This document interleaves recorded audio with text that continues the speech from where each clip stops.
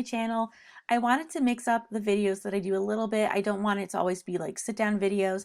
I did want to just share some quick tips. So this week's video is a tutorial and it's going to be pretty short. So my school is a Google school and I try to use Google as much as possible for activities and assignments just because it's something that my students are super familiar with and I don't have to spend time teaching them how to use like a new program or application or something.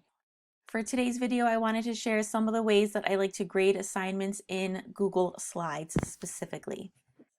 The first tip is to use an outline. So if I click on something that I want to draw my students' attention to, I'm going to come up to here where it says border color, choose a color, and I like to just go for that orange because it's bright. And then I change the size of the border because if you were to look at it right now, it's very thin and not very noticeable. So it's border weight right here. It has the 3 lines in varying degrees of thickness, and 4 point seems to be like the magic number. So I click to highlight, change the color, change the border thickness, and then that way when my students are getting the assignment sent back to them, they're able to see which ones are incorrect. And when I send my comments to them in Google Classroom, I let them know that you want to look at the ones that have the orange outline around them because I let my students do corrections. The other thing is if I have this highlighted, I can go up here to the speech bubble with the plus, and that's to add a comment. And then I can add a comment, hopefully more helpful than just this one is wrong, but just so that they know what's going on. I can give them a bonus hint or something like that. My second tip for grading assignments in Google Slides is to use digital stickers.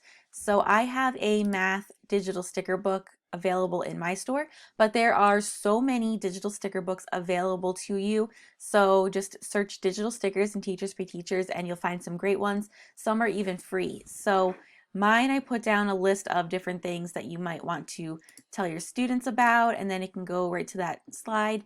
So let's say I wanted my students to check their sign. You just highlight the one that you want and then copy it. So I hit Command C, or you might use Control C if you're on a PC. And then I just go back to the slide, and here I have where it says check your sign. I had another one. It was a calculation error. So just pick one. It doesn't matter which. I went overboard with the colors, honestly, when I made this one.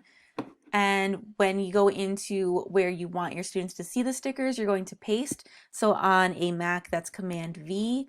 On a PC, that's Control V.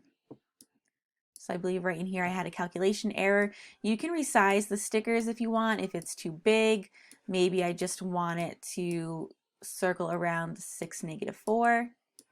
So you can resize it and it's still readable, that students can see what it says. Maybe this is too big, so I can shrink it down a little bit. It's really up to you. And the thing that I love about the stickers is because you're adding something in, you could still click on it and go up here to add a comment. So if you have something that you like to elaborate on, you can put it in the comment there. But this way, when students go to check their work, their eyes will be drawn to these things that you want them to see. When it comes to grading overall, I really miss being able to like circle things and draw arrows and write notes to students. And this mimics that better than anything else that I've tried. So again, this is not all of the tips out there that exist. I'm sure there are tons more. If you have an idea that you want to share, please share it in the comments below. And as always, thanks for watching.